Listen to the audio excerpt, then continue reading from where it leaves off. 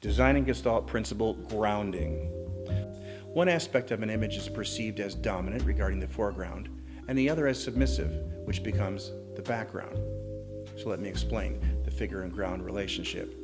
Due to our shared experience with the effects of gravity, we tend to expect a form to appear on a ground.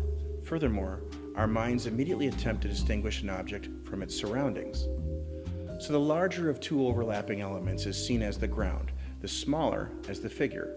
Elements are separated based on contrast. Smaller objects tend to be seen as figures against a larger background.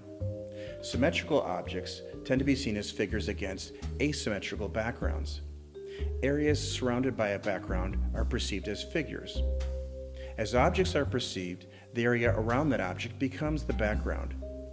Ambiguous figure-ground relationships are visually unstable and fall under the principle of multi-stability. The terms positive and negative refer to the balance between the black space, an area filled with a mass or object, and the white space, an area void of mass within a composition. Positive and negative space defines a figure-ground relationship and establishes a visual path for the eye to follow across the composition. In reading, we must separate the text from the paper. This contrast establishes depth perception, which enables us to separate elements competing for our attention. Throwing a background out of focus and excluding the confusing elements clearly directs the viewer to your intended focal point.